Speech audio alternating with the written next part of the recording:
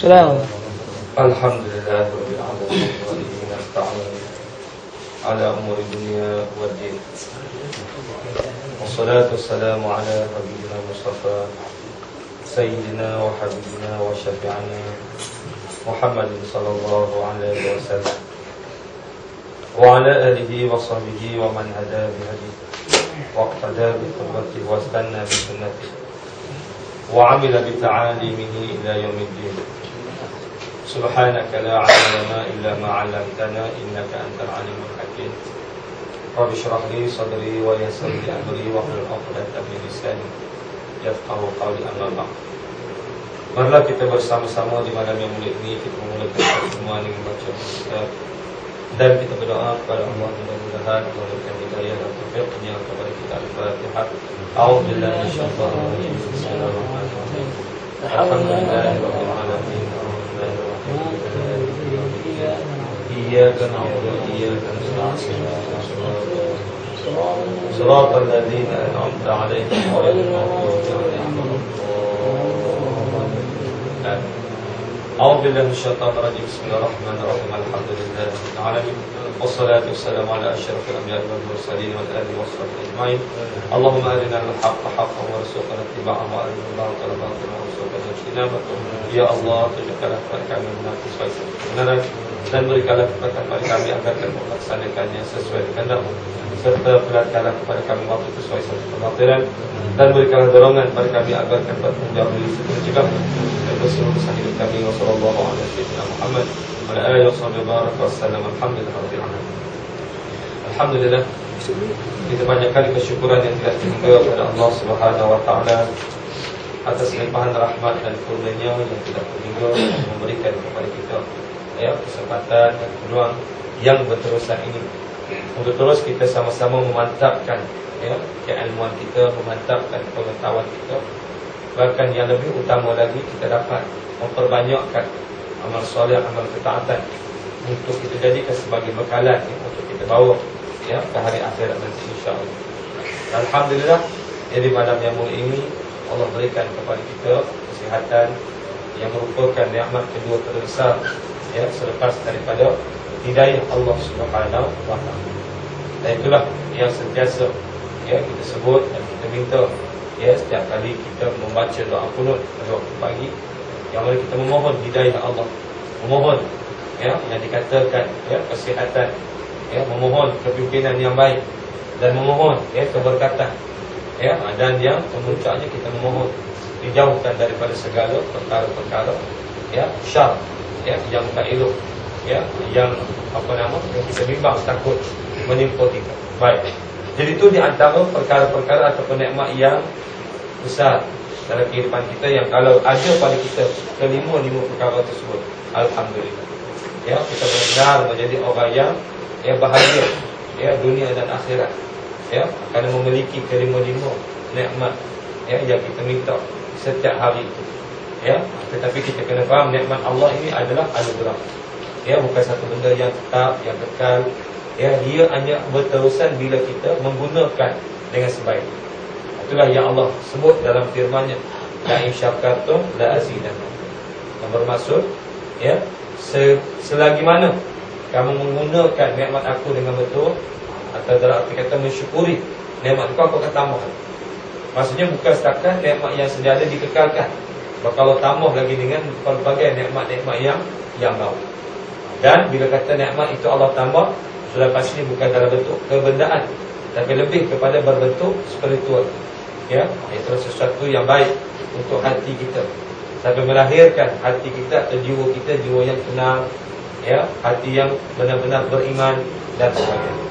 Maka itu adalah janji daripada Allah Subhanahu wa taala. Dan kita semua maklum, Allah tidak pernah menjanjikan dalam bentuk kebendaan, kerana benda itu adalah binasa. Sedangkan ianya bertentangan dengan apa? Dengan Allah Subhanahu wa taala, yang mana Allah itu sifatnya baqa. Kan tidak ada pengakhiran, tidak ada kebinasaan. Jadi Allah takkan bagi benda-benda yang binasa kepada kita. Apa yang Allah janjikan semua benda-benda yang kekal, insya-Allah. Walaupun kita mati, tetap kita mendapat perkara-perkara yang baik. Kalau ianya menjadi suatu perkara yang kita rintiskan, yang kita wariskan, tinggalkan kepada apa? Kepada anak-anak, keluarga dan sebagainya. Sebab kita jangan sekali-kali merasa rugi. Ya, sebab saya pernah bila bawa buku ilmiah ni kan, saya disebutlah. Ya, ada seorang kata, ustaz, bulan lepas tak boleh baca ni. Ya, saya kata bukan kita nak baca semua. Ya, sekurang-kurangnya kita bagi orang baca, kita dapat pahala. Itu penting. Memang di rumah kita banyak buku, saya banyak kitab tu kan. Kan, berak-berak. Kan, tapi ingat, bukan kita nak baca semua. Memang kita tak mampu, kita nak baca semua. Tapi mungkin satu hari nanti ada orang yang akan memanfaatkan akan segala peninggalan.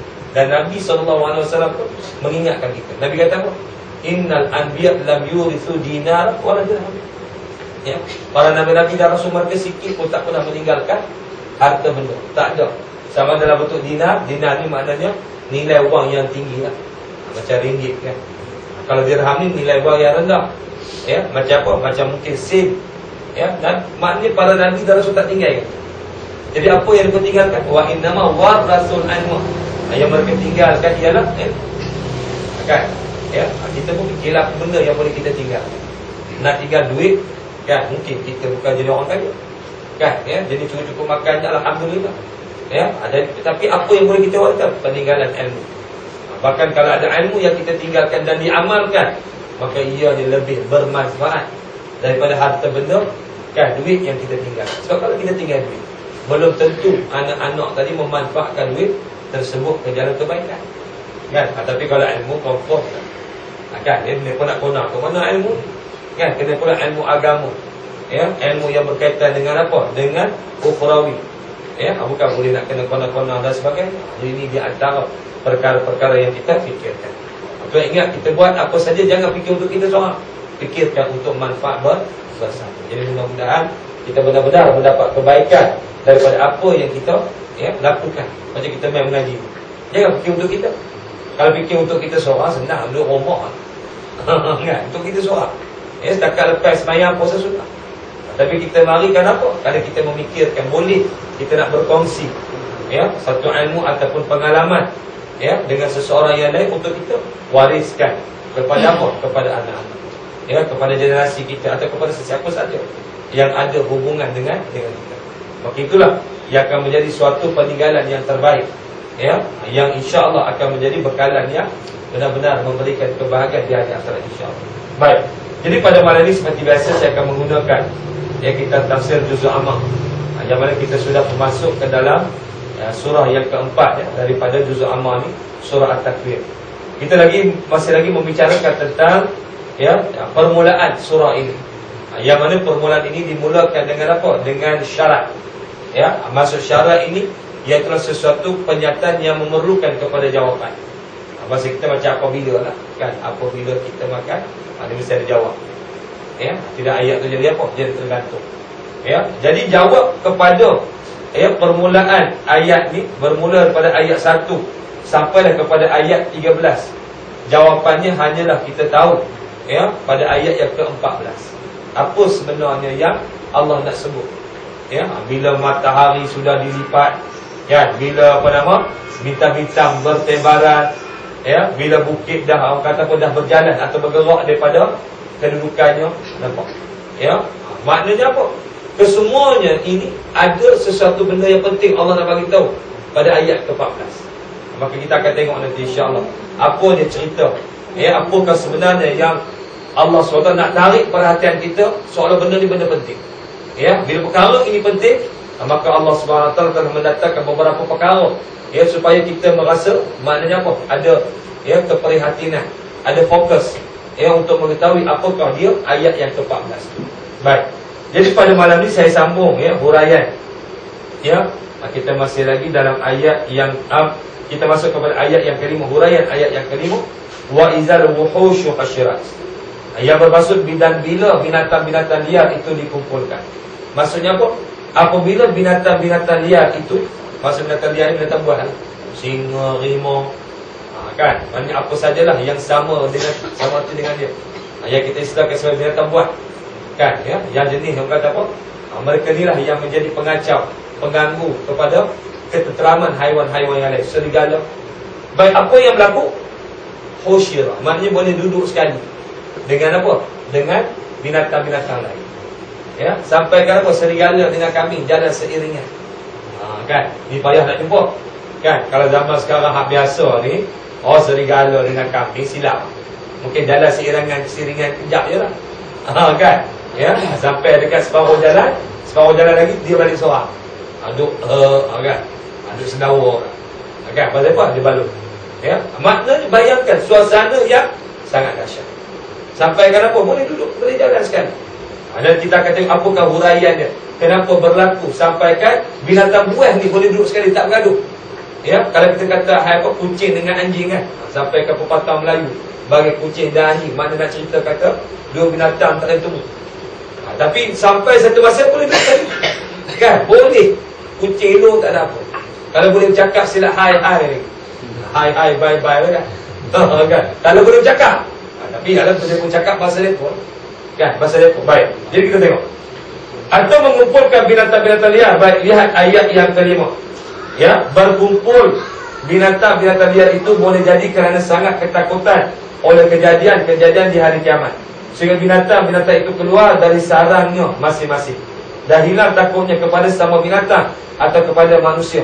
Maka berkumpullah sekalian masing-masing dengan ketakutan sesudah berlari-lari ya ke sana kemari. Ya, ke sana kemari ya. Boleh jadi pula berkumpul binatang itu maksudnya bertimbun-timbun bangkainya. Baik. Jadi ada dua maksud di sini. Yang pertama nak cerita bagaimana betapa gerunnya. Ya, betapa gerunnya suasana yang dikatakan kiamat. Sampai binatang tadi pun dihilang dah rasa rasa kepuasan dia. Bayangkan. Ya, tapi tak ada hilang dia punya rasa garam dia, singa hilang dia punya bukan hilang taring dia, hilang dia punya sifat buat tadi. Sampai begitu takut binatang pun takut dengan berlakunya kiamat. Manusia macam kita sebut lah sebelum kan, yang mengandung keguguran kan, ini suasana ya mana hampir kiamat ya, ataupun suasana ketika kiamat ya, mana tak keguguran je dia tengok bukit jalan kan ya, dia tengok langit dah berpecah-pecah ya, dan bila dah melihat bintang-bintang dah jadi bertaburan tak tahu arah ya, maka ini adalah satu kegerunan yang yang melampau. Mungkin kita tak dapat nak bayangkan ya, kalau kita tengok gambar kan, gambar tsunami tu yang kata ombak naik berapa meter, Allah ya, kita sekadar melihat gambar orang yang duduk kat situ boleh bayang ya perasaan pada masa itu. Masa kalau ada sakit jantung mati tu ya, kenapa? Ketakutan melihat benda yang tak pernah tengok. Kita pun macam tu lah kan, kalau kita tengok benda yang kita tak pernah tengok, Allah ya, maksudnya mungkin ya, kalau kita tidak tidak ada tadilah ya kekuatan ya dalam diri rasanya dengan kita habis ya, ada terkejut dan shock kan, terperanjat dengan apa yang berlaku. Ada macam tu. Jadi kita nak bayangkan benda yang tak berlaku ni memang susah ya, tapi kita ambil iktibar. Sebagaimana yang kata Nabi kan, Nabi kata asta'id ma wa'iza bi ghairi. Orang bahagia, orang sentiasa mengambil pengajaran daripada apa yang berlaku kepada orang lain. Jadi kita minta teringin dan tsunami dekat Kedas 3 ni. Kan jangan. Ya, sekali datang takut tak dan. Kita tu tak dan. Tak dan apa macam-macam. Tak dan nak nak la ilaha illallah. Ya, bukan tak dan nak selamat diri, tak dan lah habis. Semua tak dan lah. Waliyahsubhanallah. Jangan minta. Jadi kita ambil pengajaran. Jadi baik itu sampai suasana yang melakukan sampai binatang pun hilang kepuasan. Baik, ini satu huraian. Ya. Satu lagi dikatakan bahawasanya yang dikatakan binatang itu dikumpulkan itu pada bangkainya. Banyak binatang yang mati kerana ketakutan tadi. Binatang pun takut gerut sampai mati. Ya, sampai boleh berkumpul sekali. Ya, bangkai rimau, bangkai semua binatang-binatang buas. Ya, duduk sekali. Itu yang kedua. Dan saya jumpa satu lagi ya. Dan sebab ini disokong dengan hadis dalam hadis di dalam Riyadhus Shalihin. Bagaimana nak menceritakan betapa amannya ya keadaan pada masa itu. Kenapa? Hukum Islam dilaksanakan. Ya. Nak kata betapa amannya suasana pada masa itu, sampaikan harim serigala dengan kambing boleh jalan seiringan. Jadi Riyadhus Shalihin ada. Dalam bab dalam bab taubat, kau kata saya. Dalam bab taubat. Ya, kita boleh buka ada hadis yang menceritakan tentang bagaimana serigala dengan kambing boleh jalan sekali. Kenapa? Karena Allah telah mencampakkan keamanan bukan hanya pada manusia. Manusia ni memang aman dah tuan-tuan. Tak berani dah orang nak berzina, kan? Ya, orang nak merampok, ya, nak membunuh, orang tak berani dah. Kenapa? Karena Allah dah lontarkan nakalan, ya, pencegahan di dalam diri manusia masing-masing. Nampak? Ya, Allah bagi rasa takut sudahlah. Dia manusia ni sebab dia rasa tak takut dengan azab, tu sebab dia berani buat benda-benda mungkar. Ya, tapi cuba kalau kita alhamdulillah, kerana kita ada rasa takut kepada Allah. Jadi kalau aku buat macam ni, apa berlaku? Aku buat macam ni, apa berlaku? Kan? Dia mesti ada sebab. Ya, macam berlaku ni lah, apa nama? Yang berlaku dekat China. Tengok kan video klip tu. Ya, yang seorang budak, ya, kan? Seorang budak dia langgar dengan web. Kan? Ya, saya pun sebenarnya tak tahu kat cerita ni. Kan? Sebab dia banyak tersebar dalam Facebook. Ya. Tengok satu hari tu isteri saya balik dia teriak. Saya kata apa yang teriak? Kan? Ya, sebab dia tak boleh, dia sensitif. Kan? Sebab mengenalkan anak kecil-kecil kan. Ya, kami ada anak kecil ni. Jadi bila tengok orang tu bayang macam anak sendiri. Ya, ada cerita lah. Kan bagaimana seorang ibu duduk ralik apa, tiba-tiba anak melintas jalan dilanggar oleh web. Kan? Yang peliknya tak ada siapa nak tolong. Semua pegawai tak tahu. Soalan macam tak ada apa berlaku. Betul driver van dekat nak berhenti, dia langgar terus. Mana 2 kali langgar? Kan, 2 kali langgar. Maka menjadi satu isu. Kan, kita yang tak tahu ni dia kutuk lah. Apa punya masyarakat, kan, apa punya, kan. Jadi maknanya menimbulkan satu persoalan. Kenapa berlaku? Dahsyat sangat ke masyarakat ni sampai tak ada kemanusiaan. Kan, ya. Cuma saya boleh buat kesimpulan. Kan, ya. Maknanya itulah akibatnya. Kerana bila tidak dicorakkan dengan Islam. Kan? Islam tak boleh. Islam disuruh apa? Ambil perang. Sampai Nabi menyatakan man lam yahtama bi amril muslimin falaysa minhum. Siapa yang tak ambil berat tentang urusan orang Islam, dia bukan daripada kalangan mereka. Mereka tu kembali kepada muslim. Maknanya orang yang tak ambil berat tentang orang Islam, dia bukan orang Islam. Maknanya kita tengok Islam mengajar kita pekal, bukan pekal. Kan? Mana kita kena ambil tahu apa yang berlaku pada saudara-saudara kita. Nampak? Ya, ni boleh buat tak tahu. Lepas tu barulah, kan, 2-3 hari selepas tu barulah keluar satu artikel menceritakan situasi yang sebenar. Ya, rupa-rupanya masyarakat di sana, kan, tak tahu dia ada satu benda yang cukup pelik. Ya, kalau siapa yang bermurah hati, ya, yang nak tolong tadi, dia akan disuruh tanggung segala kos yang berkaitan. Pada kita niat nak tolong. Nampak? Boleh faham tak? Ya, orang nak tolong tu, dia bukan hanya boleh tolong tarik itu saja. Kena bawa pergi hospital, semua charge atas dia. Patut lepuk suasana di sana. Ya, maknanya di sana dia mengajar kita, tu kata fahaman komunis tu. Kan? Ya, nampak? Maksudnya di sanalah bermulanya fahaman apa? Komunis pada Yahudi lah. Kan? Yang kata jangan jaga tepi kain. Betul? Di sana lah. Di Islam tak boleh. Semua ya, disebut. Ya, saya baca sendiri. Ya, kan ada kawan sahabat-sahabat yang di sana menceritakan kenapa berlaku. Dia pun menceritakan apa ni. Bahkan pemandu van tadi pada pasal pada langgar sekali. Dia kata biar budak tu mati, lebih baik daripada budak tu hidup, tidak dia kena tanggung bil rawatan. Dia kata kalau langgar mati denda murah je. So dia kata nyawa murah semua. Sebab rakyat ramai benar. Bila rakyat ramai dibagi dia pun mati lagi banyak lagi bagus. Itu suasana di sana tuan-tuan. Allah. Ya. Kita tak dibayang kalau kena tu anak kita tahu. Kan, ya? Baik, jadi nak itu yang kata suasana. Baik, kenapa tuan-tuan? Ini adalah akibat daripada apa? Tidak mengikut Islam. Islam tak bagi macam tu, Islam kena ambil berat. Kan, ya? Nampak? Tapi tak adalah. Ya, kalau kita ambil berat sampai semua dipikul kata kita, tidaklah begitu. Kan? Sampai kita nak kena tanggung semua perawatan. Padahal kita nak tolong. Ya, kita nak tolong. Macam sekarang, saya teringat lagi. Saya masa ambil lesen tahun 2000.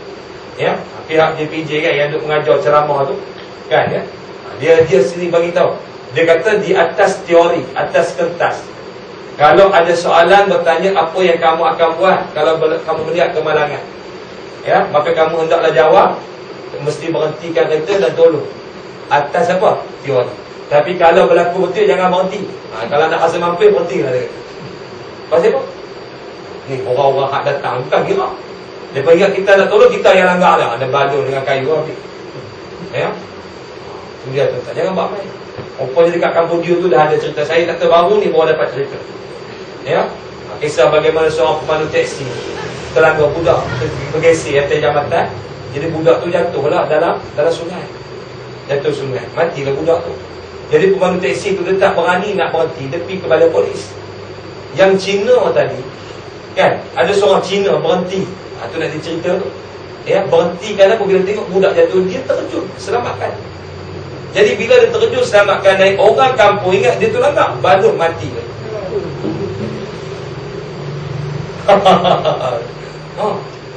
Yang pemandu teksi dia datang ke polis. Bila tahu cerita sebenar, lari habis lah. Kan? Orang yang terlibat dengan apa? Kan? Allah tu kata manusia habis.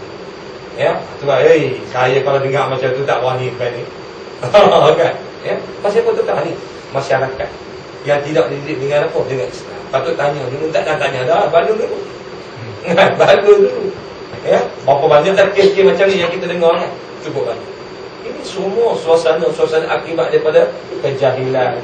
Akibat daripada apa? Tidak ada sistem yang tadi yang mendidik manusia supaya apa? Berhati. Maknanya selepas ni kita jadi apa? Hai kita je. Jangan minta hewan. Ya. Amat saya ni pun tak tahu. Masa kalau saya terangkan orang pun saya biar. Kata lagi. Tunggu.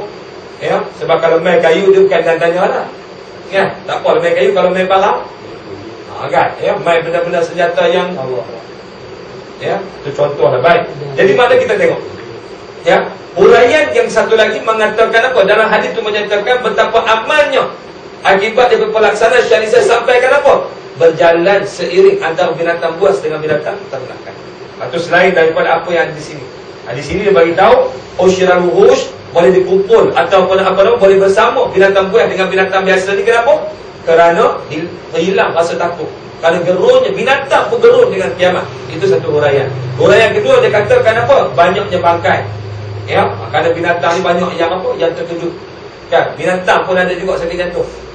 Kan? Sampai begitu sekali gerunnya dengan suasana kiamat, sampai binatang pun ada yang mati ketakutan. Dan yang ketiga, iaitulah berlaku apa? Keadilan Islam. Sampaikan apa? Binatang buas dengan binatang ternakan boleh berjalan sekali. Adakah benda ni mustahil? Tak. Ya, ingat kita kena yakin. Ya, bila kata Islam ni, Islam mana Islam tu mana apa? Aman, sejahtera. Maka kedamaian tu Islam. Ya. Sebab kita orang Islam, kita tak mau kepada peperangan, tak mau. Kita nak kepada apa? Perdamaian. Sebab Islam tengok Nabi SAW, ada ke Nabi kata siapa yang apa nama? Yang dia jumpa mana-mana kita perang dah. Nabi buat tawaran. Kan, masuk Islam. Kan, kalau nak selamat. Baik kalau tak nak masuk Islam tak apa. Kan, tunduk kepada pemerintahan Islam. Kan, kita tak dipaksa orang masuk Islam. Tapi tiba-tiba dah lah mereka tak masuk Islam, tak mau tunduk pula, nak lawan juga. Maka barulah pergi kepada yang ketiga. Perang. Nampak? Perang bukan jalan penyelesaian. Perang ini adalah kerana apa? Nak menundukkan ego orang-orang yang menentang Islam. Kalau mereka tak menentang, mereka selamat. Ya, mereka selamat. Mana mereka akur, mereka tunduk dengan segala peraturan-peraturan Islam. Ya, ini masalah bukan setakat tak mau terima, tak mau tunduk, bahkan mereka melancar peperangan, maka tidak ada pilihan. Ya, itu sebab berlaku peperangan untuk apa, tuan-tuan? Nak menghinakan orang-orang yang kafir tadi. Ya, kalau orang Islam tak berlaku peperangan, dia tak berlaku. Ya, ada benda yang kita apa? Kita kena faham. Ya, baik. Jadi berbalik kepada ayat tadi, itulah ya, yang Allah SWT nak tarik perhatian bagaimana keadaan suasana ya dekat-dekat dengan kiamat. Itulah keadaannya. Ya, sebenarnya kita baca ya bagaimana bukit berjalan kan, bagaimana binatang-binatang ternakan ya kan, maknanya apa? Berkeliaran. So, tak ada tuan penggembala, tak ada. Apa siapa? Pasal manusia masa tu tak ira, tak fikirlah tentang harta.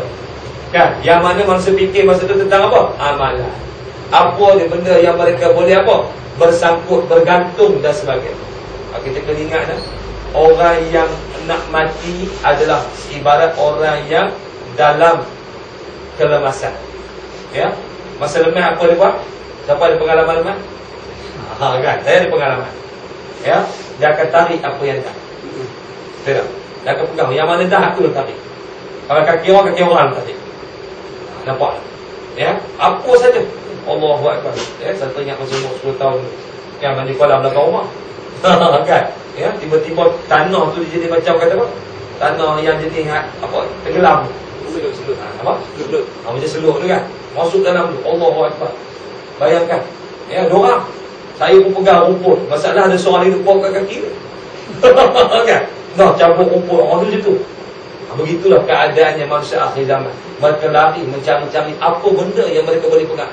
Kerana mereka tahu sudah sampai saat kehancuran. Ya, fikir dah lagi buat benda? Tak. Macam orang lemah tadi lah. Ya, tolong. Nah, ambil 1 juta kan. Apa guna 1 juta orang lemah? Guna 1 juta.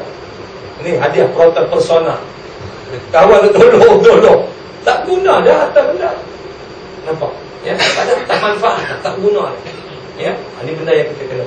Jadi itu keadaan suasana ya kan manusia ketika menjelang kiamat. Jadi begitulah yang digambarkan dalam ayat ni. Sampaikan apa? Binatang pun tak ada tuan.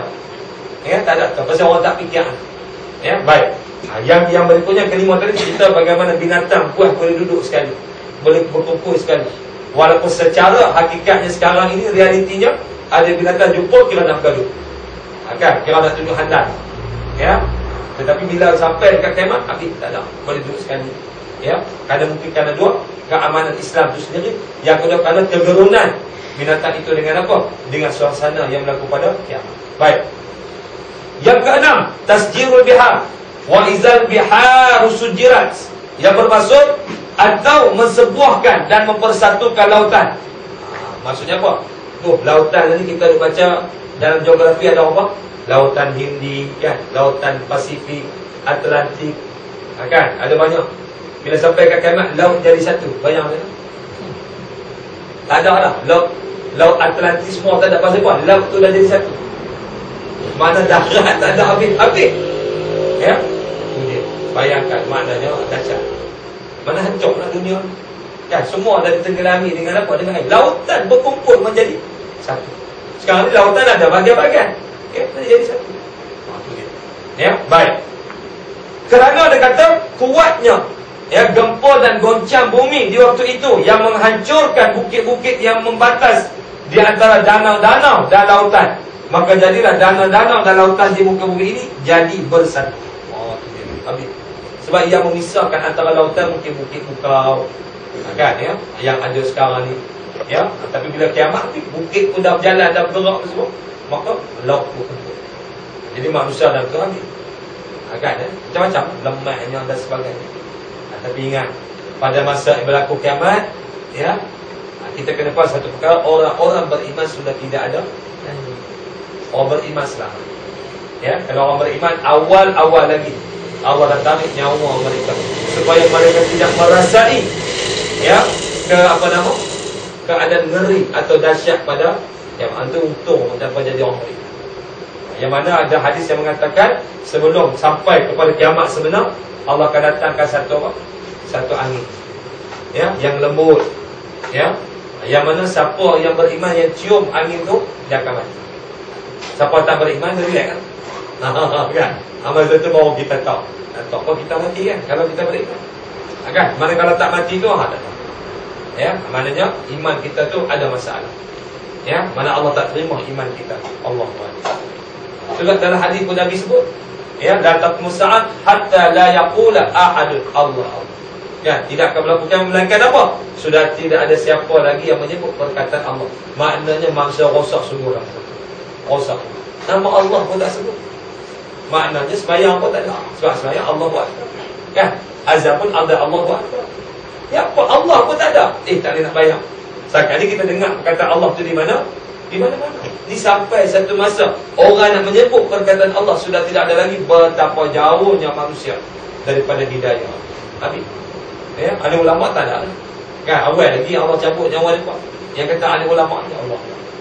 Bila ada ulama tak ada, manusia dalam kejahilan. Bila kejahilan inilah yang akan menyebabkan mereka rosak sedikit demi. Ini tak tanya masalah tak tahu. Tak rujukkan apa. Kan sekarang ada lagi program tanyalah ustaz. Boleh juga dai hantar SMS tu lah. Tanyalah ustaz lah. Kan ada lagi sekarang ni boleh lagi. Kan hantar kau ada masalah akan datang nak tanya siapa? Tanyalah menteri. Elok. Kan? Tanya apa? Tanya tak kira. Kan orang-orang jahil pulang belakang. Tanyalah arti sampai kacau. Ya, nampak ya? Kata agama, benda agama nak tanya pada orang yang apa? Yang tidak layak, yang bukan ahlinya. Maka inilah yang Nabi sebut idza usnal amru li ghairi ahli fantazil sah. Bila sesuatu benda kita sandarkan kepada bukan ahli, maka tunggulah saat kehan. Tunggu. Apa pun kalau bukan ahli menjawab, ambil. Macam tu tanya saya lah, macam mana repair kereta, saya boleh tahu. Tapi hancur lah kereta. Macam tu pasal apa? Saya bukan ahli. Kan? Itu sebab sepatutnya orang bukan ahli bapa duk diam sudah. Tanya kepada yang ahli.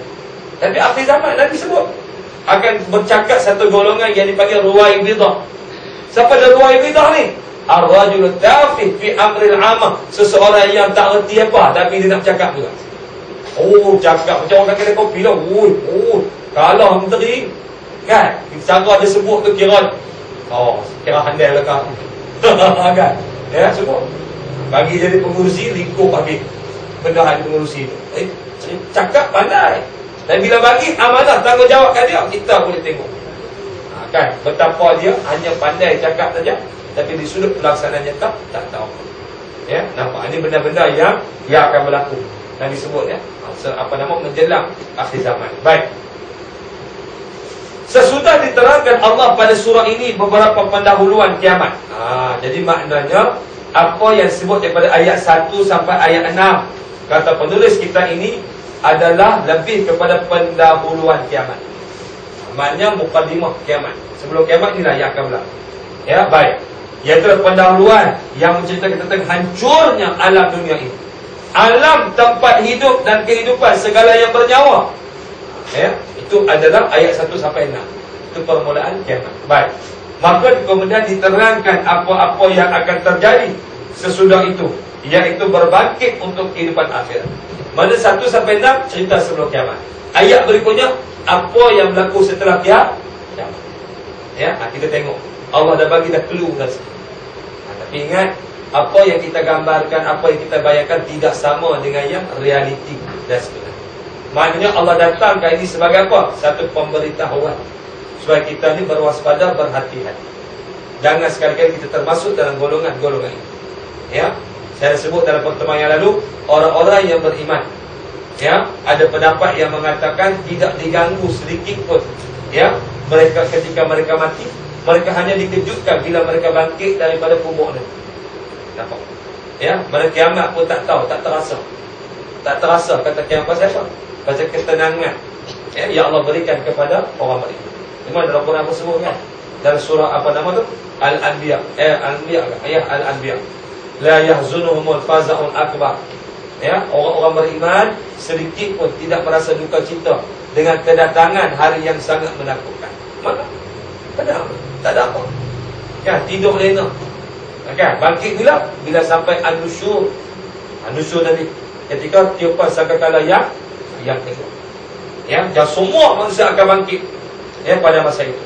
Kan, dalam keadaan apa? Tidak memakai apa pun. Telanjang bulat lah. Kan, kasut tak ada. Ya, pakaian tidak ada. Kan, ya, sampaikan dikatakan apa? Hurlan. Kembali hasil, bersunat pula. Kan, ya. Mana kepala hak kena potong tu kembali balik. Kan, kalau orang lelaki lah. Ya, nampak itu keadaan kita dibangkitkan. Ya, tapi jangan kita duk silap faham lah. Oh, pakat lawan tengok aku hang dah. Dah. Ya, sebab pada masa itu manusia hanya memikirkan tentang urusan dia sahaja. Dia tak fikir tentang orang. Ya, nafsu masa itu dah tak berfungsi dah. Yang ada pada masa itu tentang amalan. Jadi saya kata masa itu lalu bakal tengok. Aku tengok hang tengok aku. Pasal apa? Untuk boleh ambil pahala. Masa tu siapa yang mula duk rajin kata orang, mukhlis dia. Kan? Yang duk jenis apa nama, adik-beradik minum apa, mami jarum. Kan? Tak kira lah mami jarum satu, mami jarum junior ke. Semua habis pahala. Kan? Habis. Ya, orang akan kikik sedikit demi sedikit. Ya, tu jaga-jaga, sebab kita hati-hati. Jangan sampai ada benda yang keluar daripada mulut kita menyebabkan miskin kita. Kerana setiap orang yang kita pernah kata, kita pernah sebut tentang keburukan mereka, semua akan datang menuntut di hadapan Allah Subhanahu wa ta'ala. Itu Nabi sebut mulut ni dua aja. Fal yaqul khairan aw liyasmut. Nak cakap pun dapat. Kalau tak ada benda baik nak cakap, mulut senang sudah. Maka senang. Ini cara kita nak menjaga mulut.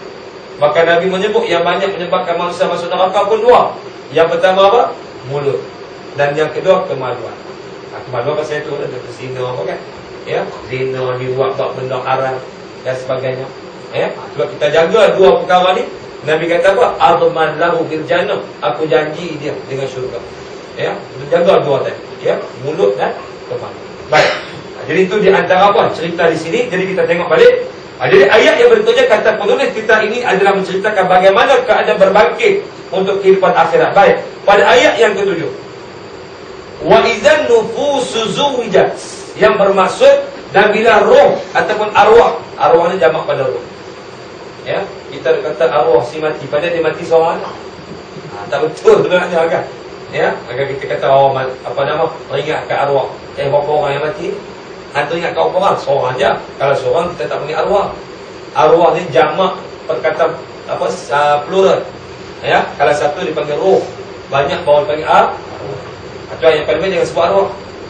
Kan, teringat kepada Allah yarham, almarhum, almarhumah. Itu lebih apa? Lebih baik pasal apa? Kerana pada di situ ada doa. Kan, teringat ke Allah yarham. Maksudnya teringat kepada mudah-mudahan yang Allah rahmati. Ada doa.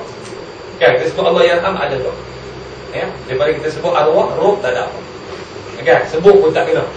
Tapi kalau sebut teringat kat roh tadi, orang roh mana pula? Kan, dia jadi arwah tu. Kan, arwah ni kalau di sudut bahasa tak betul. Kan, di sudut bahasa Arabnya.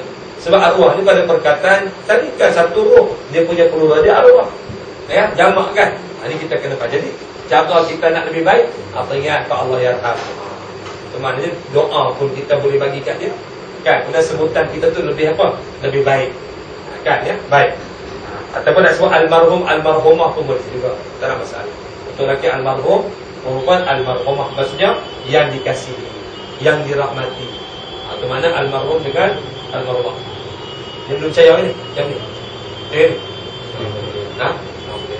Apa sekarang boleh tak? Orang bulan lepas tak ada percaya ni? Dah ada orang azan ke? Betul. Kita tukar azan masjid kita mau bilang. Ya, baik. Dan bila arwah itu dicampurkan dengan badan masing-masing, badannya masing-masing. Maksudnya apa? Apabila Allah kembalikan semula roh kepada badan kita. Ya, mana Allah cipta balik. Ya, bagaimana cara Allah mencipta balik manusia? Daripada ajabu zana. Itulah tulang apa tu? Yang saya sebut dulu, tulang yang ada pada penghujung tulang belakang kita, tulang sulbi. Ya, itu tidak hancur. Dunia ini hancur, yang itu tak hancur berdasarkan hadis Nabi SAW. Saya sebut dulu kan. Ya, dalam kehidupan kita makhluk ini ada permulaan, ada pengakhiran. Ya, ada permulaan, ada pengakhiran kecuali 10 perkara. Yang ada permulaan tapi tidak ada pengakhiran dengan izin Allah Subhanahu wa taala. Antara tadi tulang kita tulang sulbi tadi. Ya, kan selain daripada arasy, kursi, qalam, lauhil mahfuz, itu tak hancur tu. Ya, walaupun bumi hancur, itu tak hancur. Syurga, neraka itu pun tidak binasa. Ya, nampak? Itu di antaralah 10 perkara. Baik. Jadi daripada itu yang Allah ciptakan kita semua. Jadi ada orang mempertikaikan macam mana kita dah jadi apa tanah, kan? Dah jadi debu bercampur sebaki. Mana mungkin Allah menciptakan semula. Ini antara persoalan keimanan, persoalan akidah yang dipertikaikan oleh musyrikin. Nampak? Dia pun pertikaikan. Itu antara sebab kenapa mereka menolak dakwah Rasulullah. Kenapa? Bagi mereka tak logik. Sebab sandaran manusia kepada akal semata-mata. Sebab kita tidak boleh ikut akal semata-mata. Akal hanya alat untuk kita faham Quran dan hadis. Ingat, kita tidak boleh jadikan akal itu sebagai apa? Penentu kepada boleh atau tidak. Boleh atau tidak adalah Al-Quran dan juga hadis Nabi SAW.